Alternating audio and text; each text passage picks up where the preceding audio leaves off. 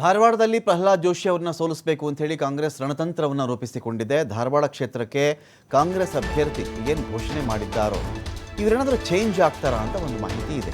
ಯಾವಾಗ ದಿಂಗಾಲೇಶ್ವರ ಶ್ರೀಗಳು ಎಂಟ್ರಿ ಕೊಟ್ಟರು, ದಿಂಗಾಲೇಶ್ವರ ಶ್ರೀಗಳ ಎಂಟ್ರಿ ನಂತರದಲ್ಲಿ ದಿಂಗಾಲೇಶ್ವರ ಶ್ರೀಗಳನ್ನು ಕೂಡ ಅಪ್ರೋಚ್ ಮಾಡ್ತಾ ಇದೆ ಕಾಂಗ್ರೆಸ್ ಪರವಾಗಿಯೇ ನಿಂತ್ಕೊಳ್ಬಹುದಲ್ವೇ ತಾವು ಅಂತ. ದಿಂಗಾಲೇಶ್ವರ ಶ್ರೀಗಳು ಇಲ್ಲಿವರೆಗೂ ಕೂಡ ಈ ವಿಚಾರಕ್ಕೆ ಸಂಬಂಧಪಟ್ಟಂತೆ ಯಾವುದೇ ನಿಲುವಿಗೆ ಬಂದಿಲ್ಲ, ಅಂತಿಮ ನಿಲುವಿಗೆ ಅವರು ಬಂದಿಲ್ಲ. ಹಾಗಾಗಿ ಪ್ರಹ್ಲಾದ್ ಜೋಶಿ ವಿರುದ್ಧವಾಗಿ ದಿಂಗಾಲೇಶ್ವರ ಶ್ರೀಗಳು ಪಕ್ಷೇತರ ಅಭ್ಯರ್ಥಿಯ ಕಣಕ್ಕಿಳಿತಾರಾ ಅಥವಾ ಕಾಂಗ್ರೆಸ್ ಅಭ್ಯರ್ಥಿಯ ಕಣಕ್ಕಿಳಿತಾರಾ ಇಂಥ ಒಂದು ಪ್ರಶ್ನೆ ಕೂಡ ಬಹಳ ದಿನಗಳಿಂದ ಇದೆ. ಇದೀಗ DCM DK ಶಿವಕುಮಾರ್ ಏನು ಮಾತಾಡ್ತಾ ಇದ್ದಾರೆ, ದಿಂಗಾಲೇಶ್ವರ ಶ್ರೀಗಳು ಸ್ಪರ್ಧೆ ಮಾಡ್ತಾ ಇದ್ದಾರೆ ಎನ್ನುವ ಸುಳಿವನ್ನು ಇವರು ಕೊಡ್ತಾ ಇದ್ದಾರೆ. ಧಾರವಾಡದಲ್ಲಿ ಕಾಂಗ್ರೆಸ್ಸಿಂದ ವಿನೋದ್ಗೆ ಟಿಕೆಟನ್ನು ಕೊಟ್ಟಿದ್ದೇವೆ, ವಿನೋದ್ ಅವರಿಗೆ ಟಿಕೆಟಲ್ಲಿ ಸಿಕ್ಕಿತ್ತು. ಪ್ರಹ್ಲಾದ್ ಜೋಶಿ ವಿರುದ್ಧವಾಗಿ ನಮ್ಮ ಅಭ್ಯರ್ಥಿ ಸಮರ್ಥರಿದ್ದಾರೆ, ಆದರೂ ಅಲ್ಲಿ ದಿಂಗಾಲೇಶ್ವರ ಶ್ರೀಗಳ ಸ್ಪರ್ಧೆ ಬಗ್ಗೆ ಒತ್ತಡ ಜಾಸ್ತಿ ಆಗ್ತಾ ಇದೆ. ಇವತ್ತು ಅಥವಾ ನಾಳೆ ನಾನು ಮತ್ತು CM ಕುಳಿತುಕೊಂಡು ಇದ್ರ ಬಗ್ಗೆ ಮಾತಾಡ್ತೀವಿ, ಬಳಿಕ ಹೈಕಮಾಂಡ್ ಗಮನಕ್ಕೆ ಇದನ್ನು ತಂದು ನಿರ್ಧಾರ ಮಾಡ್ತೀವಿ ಅಂತ ಕೂಡ DK ಶಿವಕುಮಾರ್ ಹೇಳಿದ್ದಾರೆ.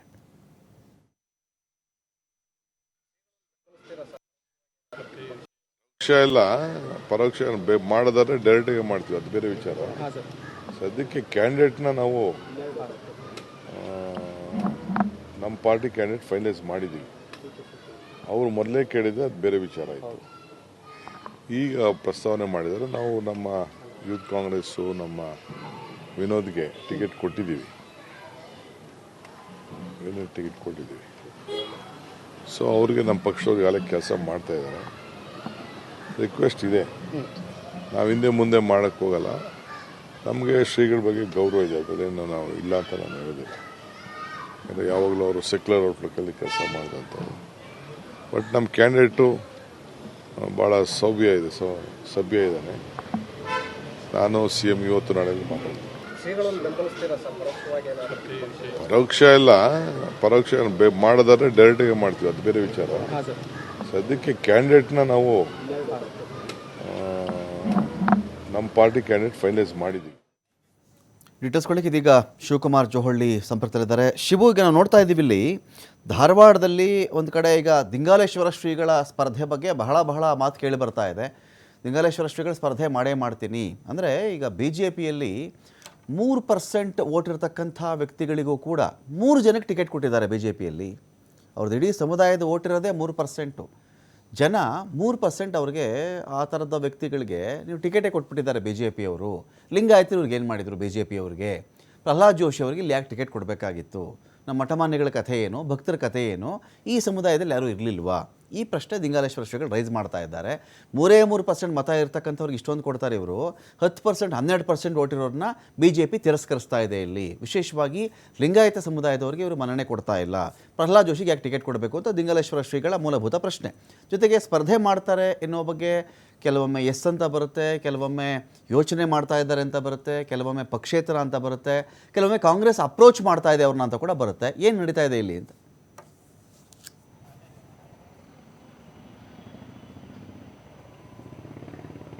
ರಮಕಾಂತ್, ಧಾರವಾಡ ಲೋಕಸಭಾ ಕ್ಷೇತ್ರ ಸಾಕಷ್ಟು ಕುತೂಹಲವನ್ನು ಹುಟ್ಟು ಹಾಕ್ತಾ ಇದೆ ಪ್ರತಿದಿನ.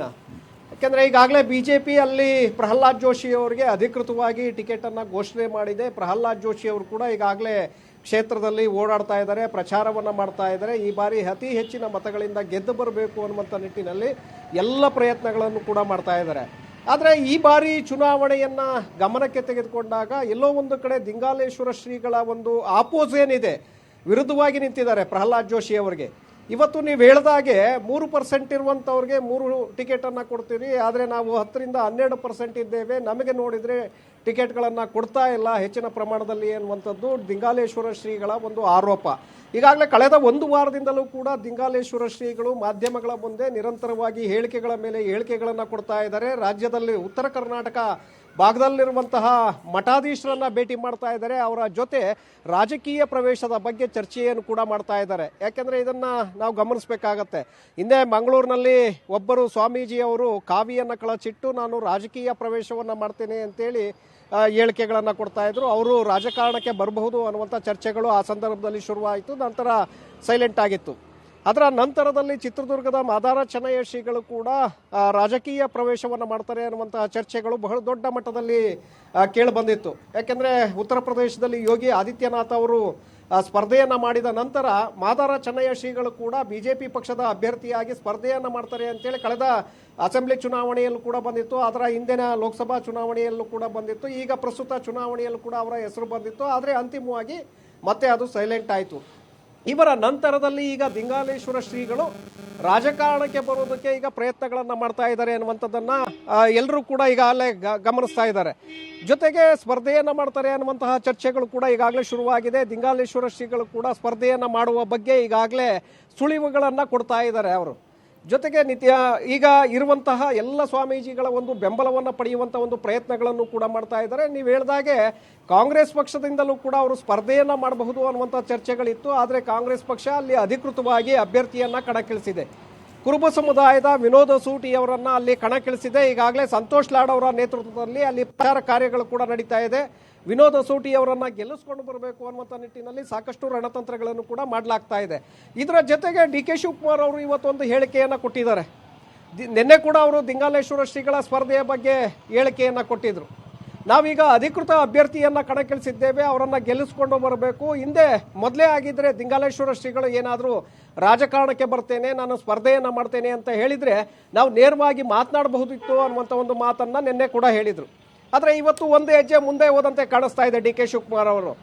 ನಾವು ಸಾಕಷ್ಟು ಒತ್ತಡಗಳು ಬರ್ತಾ ಇದೆ, ದಿಂಗಾಲೇಶ್ವರ ಶ್ರೀಗಳನ್ನು ಸ್ಪರ್ಧೆ ಮಾಡಬೇಕು ಅನ್ನುವಂಥ ನಿಟ್ಟಿನಲ್ಲಿ ಸಾಕಷ್ಟು ಒತ್ತಡಗಳು ಬರ್ತಾ ಇದೆ. ಆ ನಿಟ್ಟಿನಲ್ಲಿ ನಾವು ಮುಖ್ಯಮಂತ್ರಿಗಳ ಜೊತೆ ಚರ್ಚೆಯನ್ನು ಮಾಡ್ತೇನೆ, ನಂತರದಲ್ಲಿ ನಾವು ನಿರ್ಧಾರವನ್ನು ತೆಗೆದುಕೊಳ್ತೇವೆ ಅಂತೇಳಿ ಇವತ್ತು ಒಂದು ಹೇಳಿಕೆಯನ್ನು ಕೊಟ್ಟಿದ್ದಾರೆ. ಈ ಹೇಳಿಕೆಯನ್ನು ಗಮನಿಸಿದಾಗ ಕಾಂಗ್ರೆಸ್ ನಾಯಕರು ದಿಂಗಾಲೇಶ್ವರ ಶ್ರೀಗಳನ್ನ ಕಣಕ್ಕಿಳಿಸುವಂತಹ ಪ್ರಯತ್ನಗಳನ್ನ ತೆರೆಮರೆಯಲ್ಲೇ ಮಾಡ್ತಾ ಇದ್ದಾರೆ ಅನ್ನುವಂಥದ್ದು ಬಹಳ ಸ್ಪಷ್ಟ.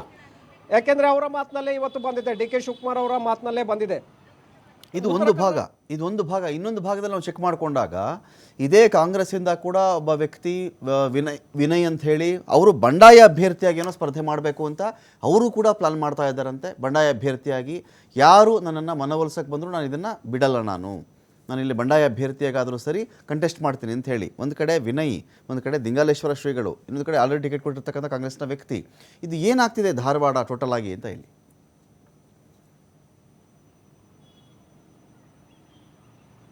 ಅಂದರೆ ಇಲ್ಲಿ ರಮಾಕಾಂತ್, ಕಾಂಗ್ರೆಸ್ ನಾಯಕರ ನಿರ್ಧಾರ ಬಹಳ ಸ್ಪಷ್ಟವಾಗಿದೆ. ಈ ಬಾರಿ 20ಕ್ಕೂ ಹೆಚ್ಚು ಸೀಟುಗಳನ್ನು ಗೆಲ್ತೇವೆ ಅನ್ನುವಂಥ ಒಂದು ಭರವಸೆಯನ್ನು AICC ಅಧ್ಯಕ್ಷರಿಗೆ ಕೊಟ್ಟಿದ್ದಾರೆ, ಸೋನಿಯಾ ಗಾಂಧಿ, ರಾಹುಲ್ ಗಾಂಧಿ ಅವರಿಗೆ ಕೊಟ್ಟಿದ್ದಾರೆ. ಹಾಗಾಗಿ ರಾಜ್ಯದಲ್ಲಿ 20 ಸೀಟುಗಳನ್ನು ಗೆಲ್ಲೇಬೇಕಾದಂಥ ಅನಿವಾರ್ಯತೆ ಇವತ್ತು ರಾಜ್ಯ ನಾಯಕರ ಮೇಲಿದೆ. ಪ್ರಮುಖವಾಗಿ ಮುಖ್ಯಮಂತ್ರಿಗಳು ಹಾಗೆ DCM ಡಿ ಕೆ ಶಿವಕುಮಾರ್ ಅವರ ಮೇಲೆ ಇದೆ. 20 ಗೆಲ್ಲದೆ ಹೋದರೂ ಅಟ್ಲೀಸ್ಟ್ 15 ಲೋಕಸಭಾ ಕ್ಷೇತ್ರಗಳನ್ನಾದರೂ ನಾವು ಗೆಲ್ಲಬೇಕು ಅನ್ನುವಂಥ ಗುರಿ ಇದರ ಹಿಂದೆ ಇದೆ. 20 ಟಾರ್ಗೆಟ್ ಮಾಡೋದು, 15ಕ್ಕೆ ರೀಚ್ ಆಗುವಂಥ ಗುರಿ ಕಾಂಗ್ರೆಸ್ ನಾಯಕರಿಗಿದೆ. ಹಾಗಾಗಿ ಗೆಲ್ಲುವಂತಹ ಅಭ್ಯರ್ಥಿಗಳು ಯಾರೇ ಆದರೂ ಸರಿ ಅವರನ್ನೇ ಕಣಕ್ಕಿಳಿಸಬೇಕು ಅನ್ನುವಂತಹ ಒಂದು ಲೆಕ್ಕಾಚಾರ ಕಾಂಗ್ರೆಸ್ ನಾಯಕರಲ್ಲಿದೆ. ಈಗ ವಿನೋದ ಸೂಟಿ ಅವರಿಗೆ ಅಲ್ಲಿ ಟಿಕೆಟನ್ನು ಧಾರವಾಡದಲ್ಲಿ ಕೊಡಲಾಗಿದೆ. ಆದರೆ ಮತ್ತೊಂದು ಕಡೆ ದಿಂಗಾಲೇಶ್ವರ ಶ್ರೀಗಳು ಕೂಡ ಈಗ ಸ್ಪರ್ಧೆಯ ಬಗ್ಗೆ ಮಾತುಗಳನ್ನು ಹೇಳ್ತಾನೇ ಇದ್ದಾರೆ.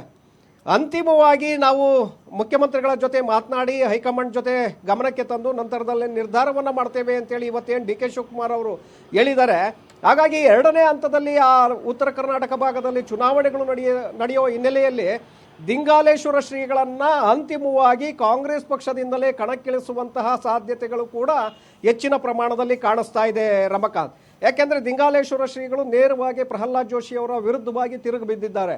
ಹಾಗಾಗಿ ದಿಂಗಾಲೇಶ್ವರ ಶ್ರೀಗಳು ಅಲ್ಲಿ ಸ್ಪರ್ಧೆಯನ್ನ ಮಾಡಿದ್ದೇ ಆದರೆ ನಾವು ಸುಲಭವಾಗಿ ಪ್ರಹ್ಲಾದ್ ಜೋಶಿ ಅವರನ್ನು ಸೋಲಿಸಬಹುದು ಅನ್ನುವಂಥ ಲೆಕ್ಕಾಚಾರ ಕಾಂಗ್ರೆಸ್ ನಾಯಕರಿಗೆ ಇದ್ದಂತೆ ಕಾಣಿಸ್ತಾ ಇದೆ. ಆ ನಿಟ್ಟಿನಲ್ಲೇ ಲಿಂಗಾಯತ ಸಮುದಾಯದ ಮತಗಳು ಅಲ್ಲಿ ಅತಿ ಹೆಚ್ಚಿನ ಪ್ರಮಾಣದಲ್ಲಿರೋದ್ರಿಂದ ಶ್ರೀಗಳು ಒಂದು ವೇಳೆ ಅಲ್ಲಿ ಕಣಕ್ಕಿಳಿದಿದ್ದೇ ಆದರೆ ಆಗ ಸ್ವಾಮೀಜಿಗಳು ಕೂಡ ಅವರನ್ನು ಬೆಂಬಲಿಸ್ತಾರೆ. ಹಾಗಾಗಿ ಅಲ್ಲಿ ನಾವು ಆ ಕ್ಷೇತ್ರವನ್ನು ಪಡಿಬಹುದು ಅನ್ನುವಂಥ ಲೆಕ್ಕಾಚಾರ ಒಂದು ಕಡೆ ಇದೆ. ಆದರೆ ಮತ್ತೊಂದು ಕಡೆ ಇದಕ್ಕೆ ಸಿದ್ದರಾಮಯ್ಯನವರು ಒಪ್ತಾರಾ ಹೇಗೆ ಅನ್ನುವಂಥದ್ದನ್ನು ಕೂಡ ನೋಡಬೇಕಾಗತ್ತೆ ರಮಾಕಾಂತ್. Thank you Shivakumar Johalli.